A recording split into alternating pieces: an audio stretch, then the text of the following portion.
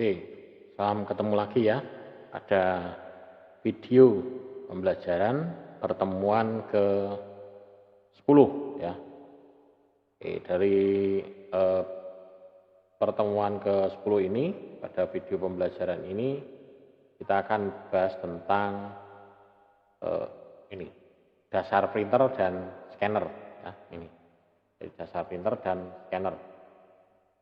Oke. Jadi tujuannya adalah ini dari fitur utama printer. Jadi menjelaskan tujuan karakteristik jenis-jenis printer. Kemudian nanti menginstal dan mengkonfigurasi printer, install printer, dan ada beberapa printer yang berbagi printer, sharing ya, sharing printer dan konfigurasi sharing printer. Kemudian merawat dan mengatasi masalah printer. Jadi ini menjelaskan cara meningkatkan ketersediaan printernya. Ya. Oke, mulai dari karakteristik dan kemampuan printer. Jadi karakteristik yang perlu dipertimbangkan saat memilih printer adalah ini, kecepatan. Ya. Jadi pertama diprioritaskan adalah kecepatannya. Jadi kemampuan dan kecepatannya. Dia mampu berapa lembar kertas dan kecepatannya berapa. Dan kecepatan ini biasanya dengan satuan RPM ya. RPM. Per page HPM.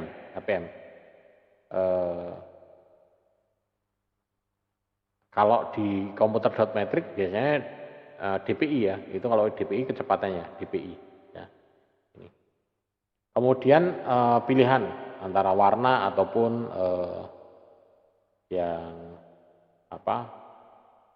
hitam ya, black white ya, hitam putih ya. Jadi pilihan warna. Apakah kita mau menggunakan printer warna atau cukup hitam putih.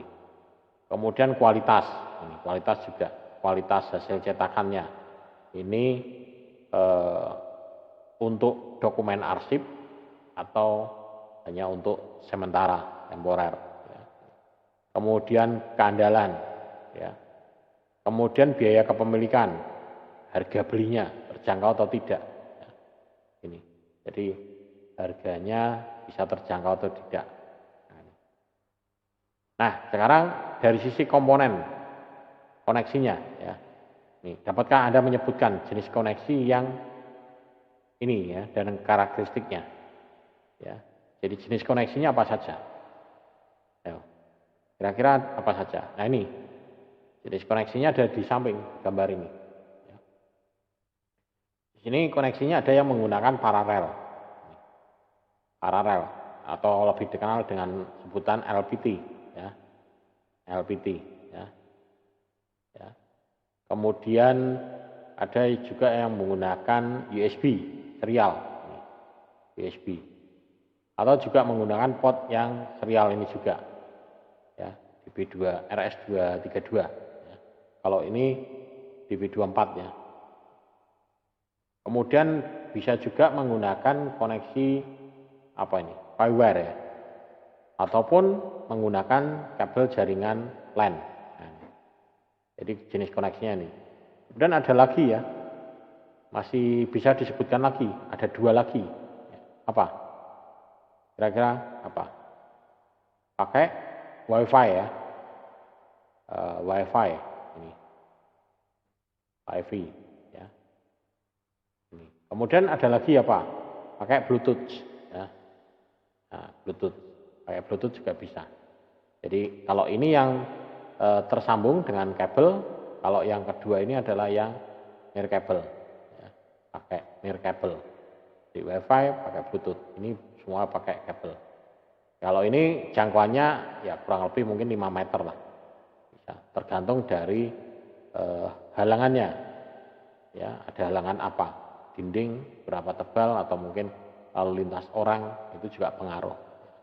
Kalau yang ini maksimal paling hanya berapa? 2 meteran, 3 meter. Kalau LAN ini bisa jarak jauh. Ya. Tapi ya tidak mungkin ya, kita mau ngeprint dari lantai 1 printernya ada di lantai 10, enggak mungkin ya. Pasti biasanya kalau ngeprint cari yang paling dekat mana. Printernya yang paling dekat di mana. Nah, itu kalau mau nyetak ya. Enggak mungkin nyetaknya sampai jauh, kecuali kalau mau nyetak khusus dan adanya hanya di sana, di lantai 10 misalkan. Nah, ini baru. Nah, ini jenis port koneksi. Ini kalau printernya, ini adalah yang LPT-nya. Ya, kemudian ini bisa disambung dengan menggunakan LAN. Dan ini ada port expansion. Ini bisa di-upgrade, ditambahkan apa lagi. Ini adalah tampak belakang dari jenis printer ya. Kemudian jenis-jenis dari printer ada yang inkjet, ada yang laser, thermal, impact, ada yang virtual. Ya, ini. Jadi printer inkjet ini berkualitas tinggi teknologi semprotnya. Inkjet. Jadi kalau kita mau hasil yang bagus juga ini pakai inkjet. Tapi laser ini juga kualitasnya tinggi dan cepat. Nah ini. Tapi kalau inkjet mungkin agak lama ya. Kalau yang ini laser ini lebih cepat ya. Cepat dan berkualitas tinggi. Ini menggunakan sinar laser untuk membuat gambar. Ya, pakai laser. Kemudian thermal. Ini beberapa mesin kasir, retail ya, kayak di tol, e-tol itu menggunakan thermal. Jadi dia tidak butuh tinta. Jadi dia hanya menggunakan pemanas saja. Pemanas untuk menghasilkan gambar. Jadi kertasnya juga kertas khusus ini. Kertasnya kertas thermal khusus. Kemudian impact, ini memiliki kemampuan mencetak salinan karbon. Ini impact ini bisa dikatakan adalah dot matrix.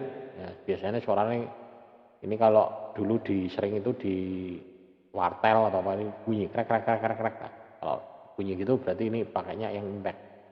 Ya, kepala cetak menyertai pita. Nah ini, jadi ini ada. Jadi dia memukul ya. Gitu. Jadi impact. Biasanya kalau ngeprint pakai ini suaranya berisik gitu. Krek krek krek krek krek krek. Ya. Kemudian secara virtual, ini mengirimkan pekerjaan cetak file ke tujuan lewat jarak jauh, lewat cloud. Nah, ini virtual. Ini bisa juga lewat cloud, bisa juga pakai VPN, ya. VPN bisa pakai cloud juga. Nah, jadi printernya semuanya terhubung dengan jaringan yang ada di cloud, ya. Bisa juga. Kemudian pemilihan printer ini dari kapasitasnya, kecepatannya, warna, kualitasnya, sama reliability-nya. Ya, jadi pertimbangan-pertimbangannya adalah itu. Ya. Kemudian menginstal dan memperbarui printer. Jadi kalau menginstal ini sekarang itu sudah tidak lagi seperti dulu ya. Kalau dulu kan ini ikuti direktori dari driver printernya. Kemudian jalankan install atau buka CD, ya, CD drivernya. Jadi kalau sekarang itu sudah plug and play, pasang, ya, dia langsung otomatis akan mendeteksi jenis printernya apa, ya. Jadi plug and play. Kalau zaman dulu plug and pray, tancap, berdoa, jalan atau enggak ya, gitu. Dan lama, gitu ya. Kalau sekarang tancap, langsung bisa deteksi printernya apa. Apalagi kalau OS-nya yang terbaru ya, Windows 10. Ya, itu sudah langsung otomatis mendeteksi. Ya. Kemudian setiap printer ini menggunakan driver. Ada khusus drivernya. Ya. Ini adalah perangkat lunak yang menghubungkan antara atau yang mengkomunikasikan antara printer dan komputer. Ya. Jadi antara printernya dan komputer. Jadi dia yang mengkomunikasikan. Di sini PDL ini menjelaskan dokumentasinya, kemudian PostScript yang memungkinkan jenis fontnya, font dan jenis teks ya, ini dari yang identik. Kemudian secara berkala juga kita perlu melakukan pembaruan driver printer ya. Setelah kita menginstal dan mengupdate printer, ini kita bisa melakukan pengujian ya, tes print ya gitu untuk memverifikasi bahwa printernya itu bekerja dengan benar. Ya. Atau kita kalau misalnya gagal ya kita bisa melakukan rollback ya. Jika juga perlu. Rollback, mengembalikan ke kondisi yang awal. Ya. Jadi kita kalau misalnya secara benar bisa seperti itu. Kemudian konfigurasi di pilihan pengaturannya. Ada pengaturan set default.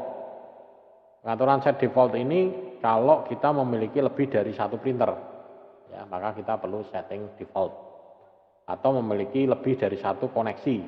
Jadi koneksi printer itu bisa di lokal, bisa di jaringan, ya, gitu.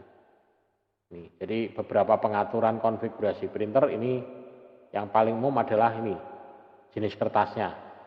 Kertasnya pilihannya apa? A4, folio, ya. Kemudian kualitas cetaknya. Kualitas cetaknya kalau misalkan printernya itu printer inkjet atau laser, dia di situ ada kualitas fast draft, normal, sama base, ya, gitu. Jadi kualitasnya seperti apa? Atau untuk misalkan cetak menggunakan kertas biasa, kertas film, ya, itu beda-beda. Ini bisa kita atur. Kemudian printer juga dapat dikonfigurasi menggunakan metode global atau per dokumen. Jadi bisa juga disetting secara global semua ataupun per dokumen. Bisa juga. Kemudian di kontrol panel, bagian printer and fax device printer ini secara defaultnya juga bisa diatur untuk semua pekerjaan cetaknya. Jadi kita bisa atur dari sini semua, ya. Baik misalkan menghentikan printer, stop, pause, kemudian reset, delete, ya. Atau mungkin mengatur setting priority-nya, set priority-nya bisa juga, ya. Mengoptimalkan, ya, performa printer. Bagian besar mengoptimalkan printer ini dilakukan melalui perangkat lunak, ya. Jadi pengaturan spooling printernya, kalibrasi warna, orientasi kertas. Kalau ini sih biasanya sudah otomatis, ya, dua ini. Tapi kalau yang spooling printer bisa diatur ulang. Spooling printer itu biasanya letaknya itu ada di C, ya, ada di C, ya. Misalnya kalau kita lihat ini ada di C, kemudian ada di Windows, ya, Windows, kemudian sistem 32, sistem 32, kemudian spool, ya. Di sini ada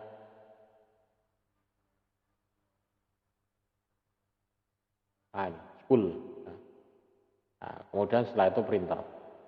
Nah, di sini letaknya ada di sini, ya, spool printer. Ya, betul di sini, ya. Jadi kalau misalkan saya mau tes printer, misalkan, ya, printer di sini. Nah, ini adalah printernya. Misalkan saya buka yang ini, ya, OpenQ. Nah, di sini saya kecilkan di sini. Nah, ini saya coba tes print, ya, tes print. Bisa enggak ya? Print test. Nah, muncul, ya. Oke, maka di sini akan muncul. Nah, ini, ya. Sekarang tanggal berapa? Tanggal 3, ya. Nah, ini. Tapi kalau ini saya cancel, saya stop, saya cancel. Nah, berkurang. Jadi di sini kita bisa lakukan. Ini kalau ada seperti ini ada printer yang belum terselesaikan. Ini. Jadi di spoolnya di situ ada printer yang belum terselesaikan. Ini printer apa ini? Belum terselesaikan. Jadi bisa kita lihat satu-satu. Atau bisa juga kita hapus dari sini langsung. Ya, kita hapus langsung dari sini juga bisa. Ya, menghapus dari sini. Nah, jadi kalau misalnya di sini, ya, saya tes print lagi, ya, tes print, nah, maka di sini akan muncul. Nah, baik di sini, sini. Saya langsung hapus dari sini, nggak bisa. Ya, hapus dari sini, maka ini akan hilang juga nanti. Ini akan hilang. Begitu ini saya refresh, mana? Refreshnya mana?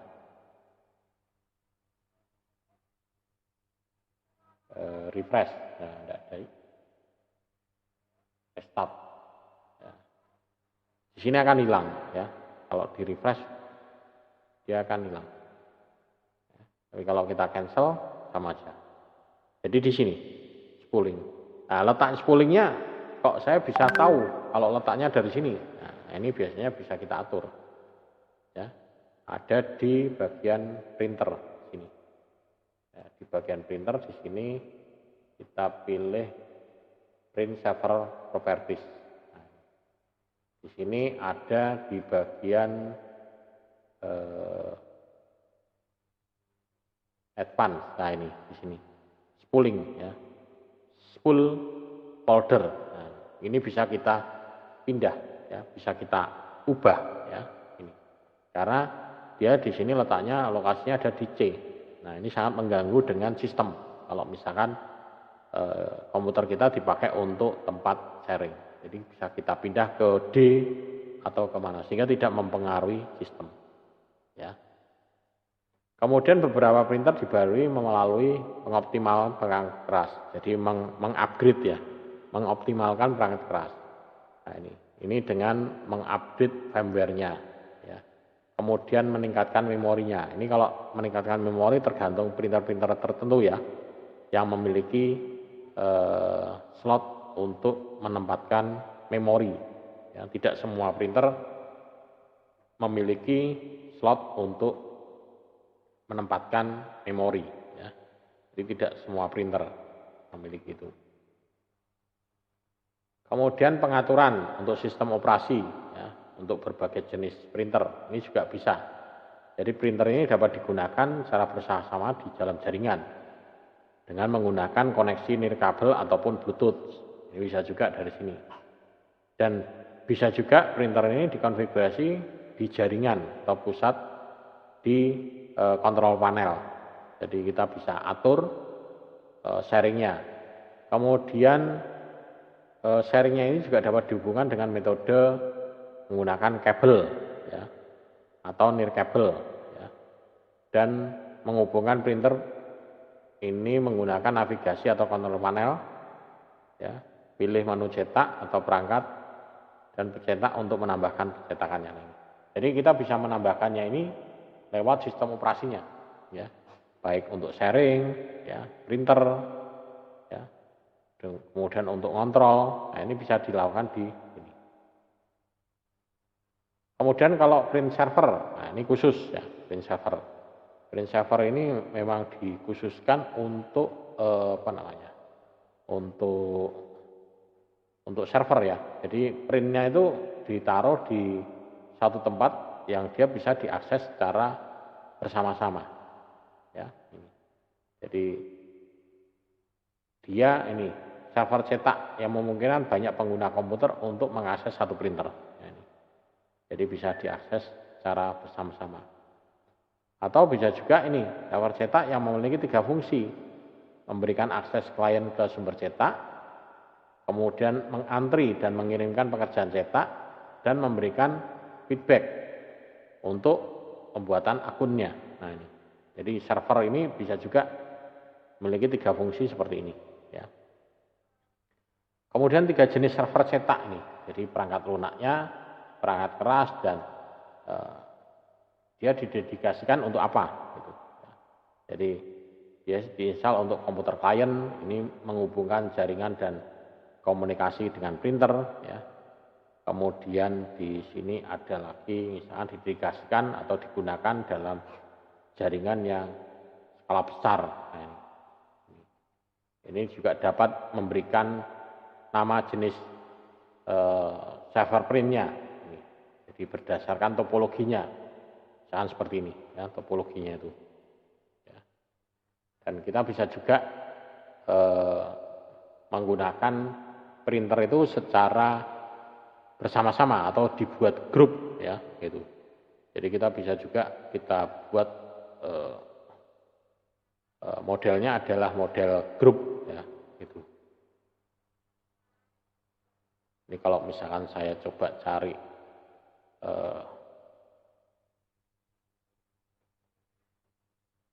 gambarannya. Nah ini adalah untuk jaringan ya, untuk sharing printer secara bersama-sama. Ini kalau kita masuk ke printernya, nah ini coba ya, ini printer.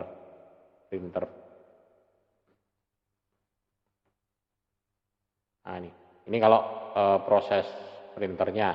Nah, jadi ini proses printernya, mulai dari print job, printer, print driver, ya di sini akan kelihatan semua. Jadi di sini fungsinya adalah ini dari printer software ini melakukan cetak, kemudian dokumennya itu akan dikirim ke ke server. Kalau ini dia lewat server dulu, ya, kemudian server baru dimasukkan ke dalam spooler. Nah, ini spooler, setelah spooler baru dia diantrikan, ya, dibuat antriannya, print queue-nya. Baru setelah itu baru dicetak.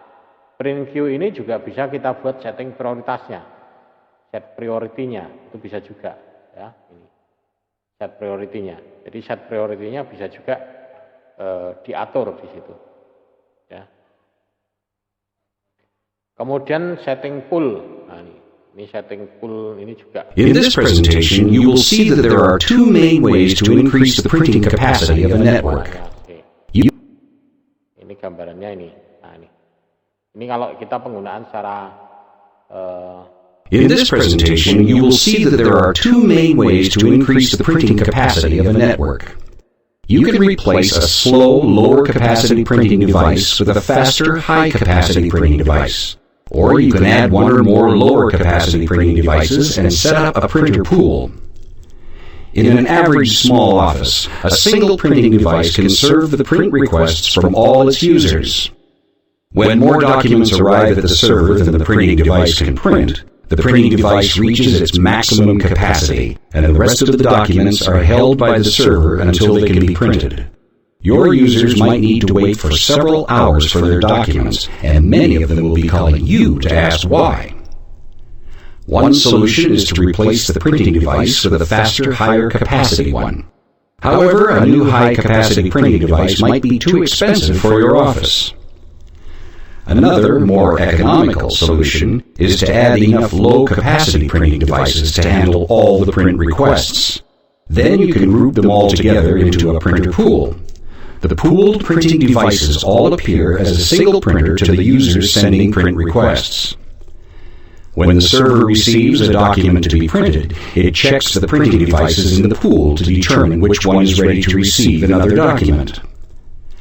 The ready printing devices respond to the server, and the server sends the document to the first printing device that reported back. Large organizations that have very high printing volumes can create printing centers where a large number of printing devices are pooled in one room. The printed materials are collected by the printing center staff and delivered to the users. A printer pool is also more dependable than a single high-capacity printing device. The advantage is apparent when a printing device goes offline. When a print request goes to the server checks for ready printing devices, and the offline printing device does not respond to the server's message. The document is still printed because the server still sends it to the first printing device that responds. Because the printing devices in the pool appear as a single printer on the network, the users have no way of knowing which physical device will receive their documents. For this reason, the printing devices in your pool should be near each other. If they are spread out to different locations, the economy and dependability of your printer pool will not impress your users because they will have no way of knowing which actual printing device has their documents.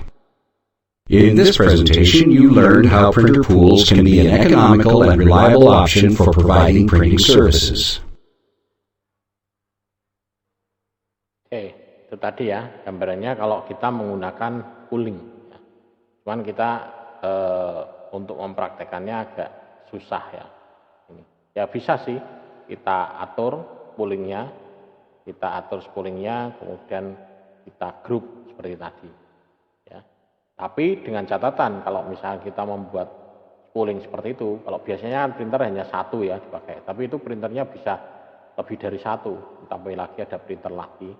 Tapi printernya harus yang sejenis. Kalau laser semua, kalau inkjet ya inkjet semua. Jangan campur, karena yang akan menentukan mana yang mencetak itu adalah nanti dari printer yang kosong ya prioritasnya. Jadi printer yang kosong mana baru dia nanti akan yang melakukan cetak. Ya, gitu. Jadi kalau misalkan kita simulasikan ya bisa ya. Ini coba ya. Kalau saya simulasikan ini, kalau di komputer saya sih ini tidak ada. Coba saya simulasikan di sini adalah saya pakai Windows Server. Ini saya aktifkan pakai Windows Server. Kemudian nanti saya aktifkan di sini. Ya. Kita coba, kita tunggu ini. Ya. Jadi nanti di sini saya akan setting printer lebih dari satu. Tapi nanti caranya hanya nanti yang menanggapi portnya saja. Jadi nanti kita bisa mengamati dari posisi port status aktifnya. Bentar ya, kita tunggu. Sambil kita nunggu ini. Oke. Nah, di sini nanti kita bisa setting printernya. Bentar, ini belum aktif. Jadi kita bisa juga menggunakan ini ya. Ini saya pakainya virtual, pakai virtual untuk demo. Jadi saya bisa menginstal operating system ini lebih dari satu ya, dengan menggunakan virtual. Kebetulan saya pakainya di sini ada Hyper-V ya, penggunaan Hyper-V. Kemudian ini sebenarnya kemarin ya, di pertemuan yang kemarin juga saya sudah menggunakan ini untuk praktikum install operating system ya gitu. Oke, ini memang agak lambat karena saya settingnya memori ini cuma 1 giga ya, hanya 1 giga. Jadi 1 giga ini udah lebih dari cukup ini. Ya sambil nunggu ya. Ini sambil nunggu siap, saya lanjutkan materinya ini dulu. Ini perawatannya, perawatan preventifnya. Jadi kita bisa juga melihat dari vendornya, buku panduannya, acuannya, kalau kita mau melakukan perawatannya itu seperti apa.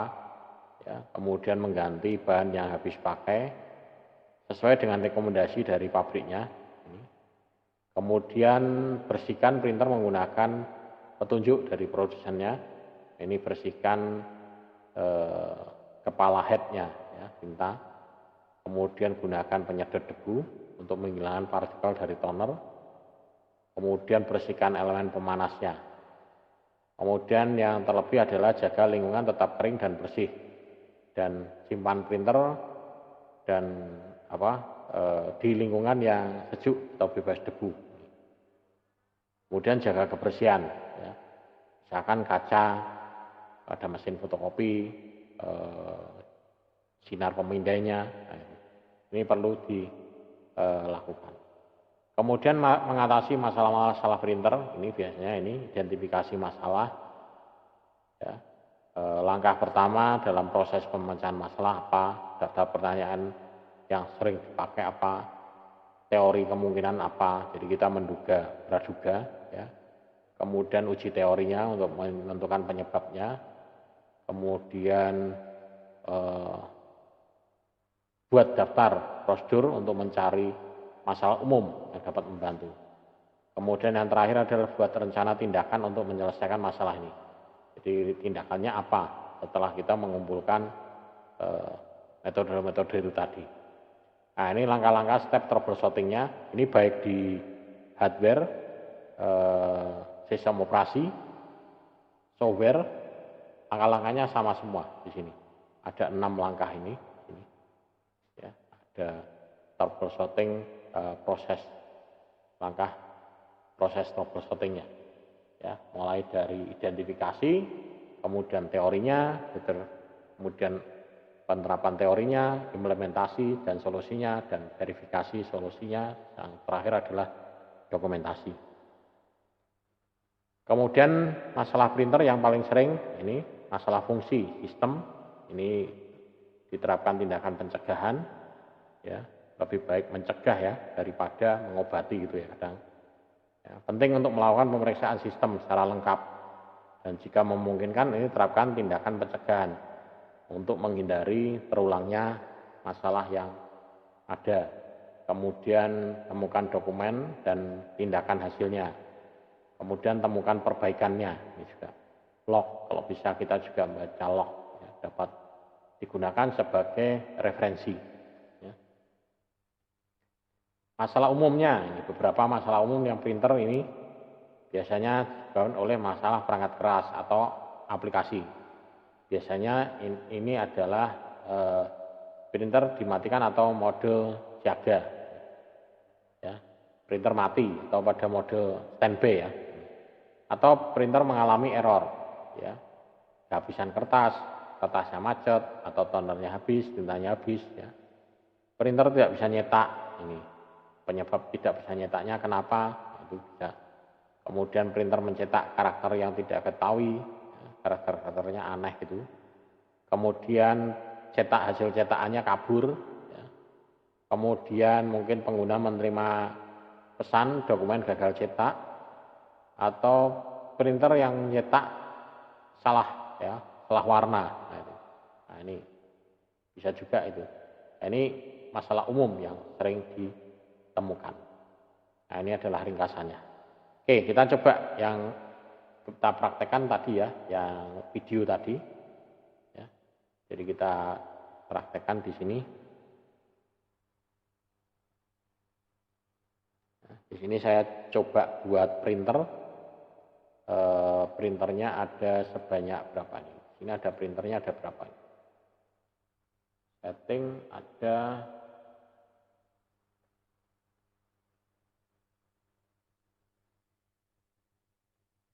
printer, mana printer? Nah ini, printer and pack open. Nah ini, jadi printernya ada ini. Nah sekarang printernya ada ini.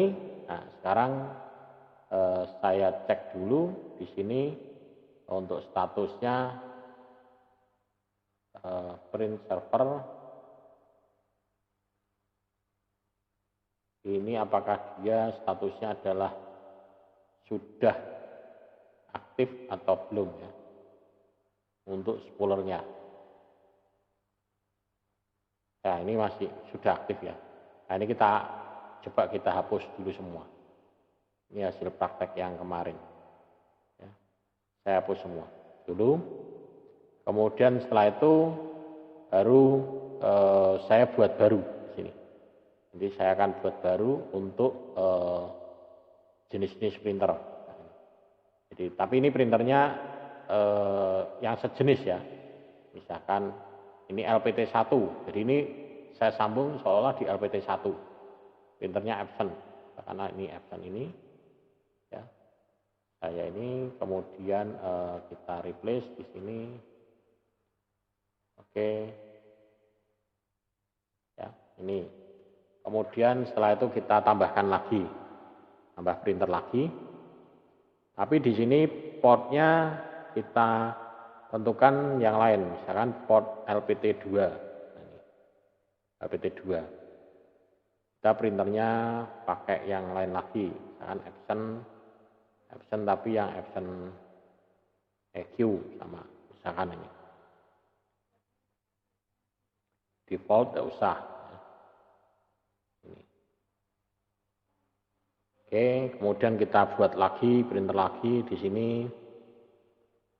adalah misalkan untuk LPT 3. Anggap aja LPT 3.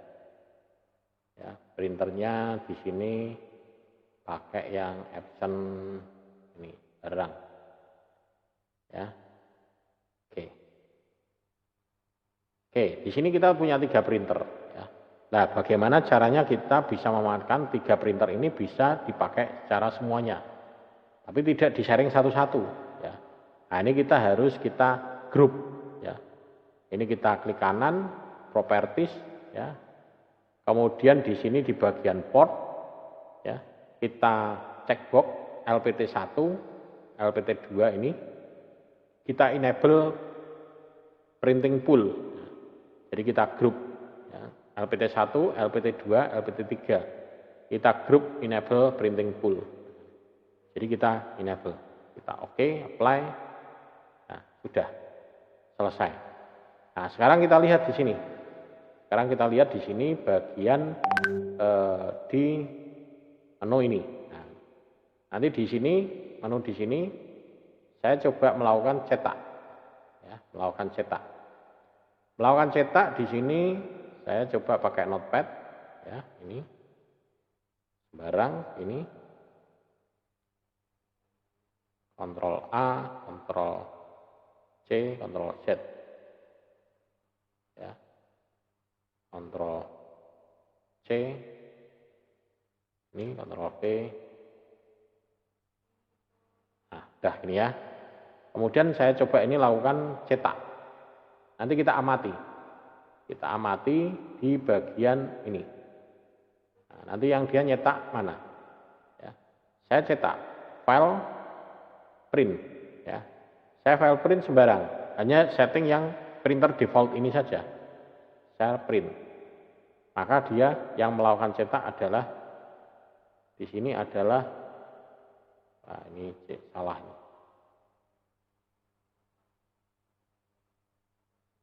Ini error printingnya. Bentar, ini error printingnya, berarti ini saya harus coba yang lain ya. Print, misalkan absent, bisa enggak? Nah, ini dia masuk sini. Ya, walaupun di sini error, tapi di sini masuknya di LPT3.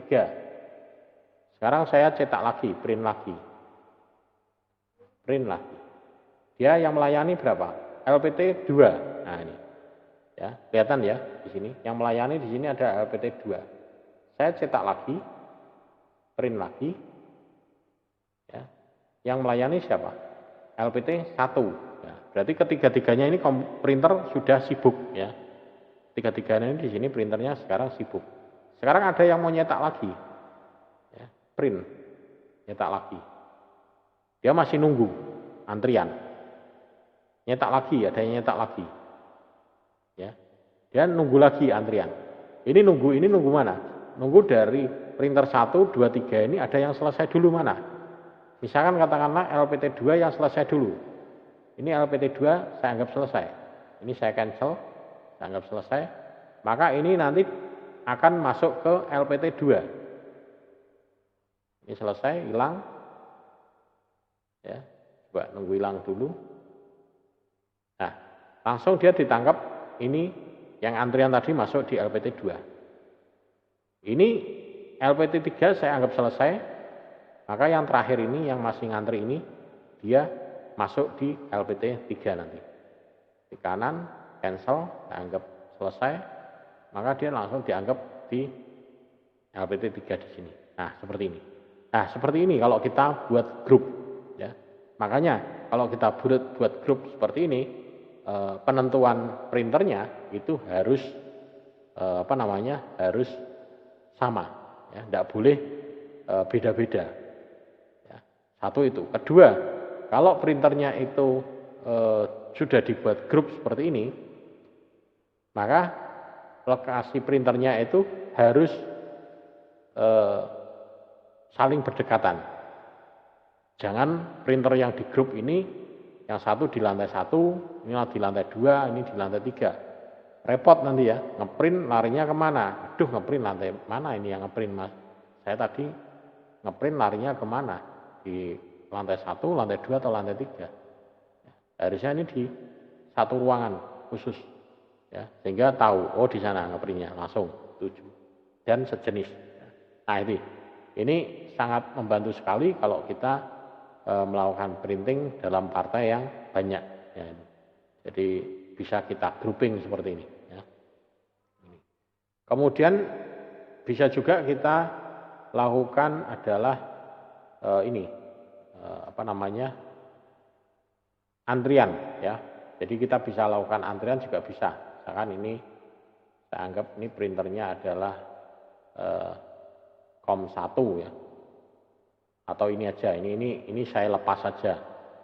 Groupingnya ini saya lepas lagi aja. Sehingga portnya ini lepas ya. Nah, ini bisa saya apa namanya? Ini port 1. Oke ya.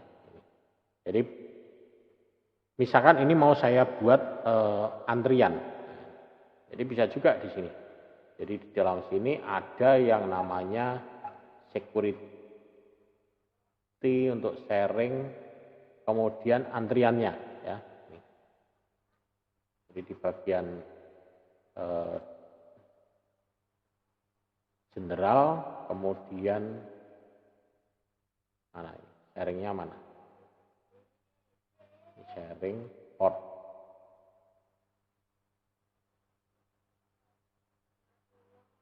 Jadi kita bisa atur berdasarkan ini. Nah ini advance ya. Jadi available kapan. Jadi kita bisa cetak. Jadi kalau misalnya kita setting seperti ini, berarti dia akan available. Dia bisa dipakai dari jam berapa sampai jam berapa. Selain itu printer ini tidak bisa dipakai. Kan bisa juga seperti itu ya. Ini. Jadi bisa dibuat setting seperti ini ya. Kemudian setting priority juga bisa ya. Setting priority. Jadi kita bisa gunakan di sini ada setting priority ya. Set priority. Set priority dalam arti di sini set priority adalah siapa yang nanti boleh melakukan apa namanya tes dulu, ngeprint dulu. Nah, jadi kita bisa atur prioritasnya di mana ini. Security mestinya di sini ya, advance. Nah ini priority-nya. Nah, jadi di sini priority 1. Nah, priority 1 ini prioritas yang paling rendah ya. Ini kalau misalkan kita buat di sini kita buat priority 99 misalkan. Ya, nanti kita bisa setting ya di sini. Misalkan ini ada priority 1, priority 2, priority 99 gitu. Jadi bisa seperti itu juga. Misalkan contohnya ini. Ini ada yang ngeprint di sini. Ya, file kemudian misalkan properties ini test print misalkan. Ini test print 1. Ya. Ini maksudnya LPT 1. Kemudian ada lagi test print lagi misalkan. Test print lagi. Ini test print yang kedua ya. Kemudian setelah itu ada dokumen di sini. Ini misalkan dokumen. Saya save dulu, saya kasih nama dokumen. Ya, saya kasih nama dokumen. Nah, dokumen ini saya cetak ya. Print ya, dokumen saya cetak. Nah, karena di sini mungkin dokumen ini banyak, ya ngeprintnya mungkin banyak. Ini bahkan penting sekali. Kita tidak mungkin akan cancel ini dulu, ya. Maka di sini saya buat di sini setting priority. Di sini setting priority-nya bisa kita atur. Nah ini, ya priority-nya kita atur ke yang paling tinggi, ya. Apply, ya ini, ya ini. Jadi ada dokumen ini yang urutan ketiga. Ya, pada saat ini selesai, maka nanti yang nyetak adalah yang ini. Ini akan dilompati dulu. Ya. Yang test page yang kedua ini akan dilompati. Ya, kita amati ya. Ini saya anggap selesai. Ini saya cancel. Yes. Maka selanjutnya yang nangkep adalah, nah ini dokumen ini. Ya, yang lakukan cetak ini portnya. Yang ini dia dipending dulu. Ya. Jadi dia dilompati, tapi yang dilompati adalah yang ini. Ya, jadi melompati karena dia setting priority ini. Tanpa harus meng-cancel ini dulu. Nah, itu. Misalkan ini pimpinannya mau nyetak pengen cepet gitu ya. Ini cepet, ini cuma 1 lembar, setelah ditunggu ini. Ya udah di setting priority. Gitu. Hanya nunggu si printer yang tadi menyelesaikan, setelah selesai maka dia akan melakukan cetak. Nah, ini adalah beberapa penerapannya di printer ya pada saat kita setting ini ya. Ini mungkin nanti bisa dicoba. Nah, Anda bisa coba Ya kalau ini dicobanya secara praktek hardware lebih enak ya, lebih pemahamannya lebih mudah gitu. Tapi kalau ini virtual ya hanya pengamatan itu tadi di LPT-nya itu tok ya. Gitu. Mungkin ini yang bisa saya sampaikan untuk pertemuan video kali ini, dan kurang lebihnya mohon maaf, dan nanti kalau ada pertanyaan bisa diutarakan di forum, misalkan di Siakat, di menu chat, komentar yang sudah disediakan, atau bisa juga di classroom, ya, di classroom di materi ini, setiap materi. Ya. Oke, terima kasih. Sampai ketemu di pertemuan video selanjutnya.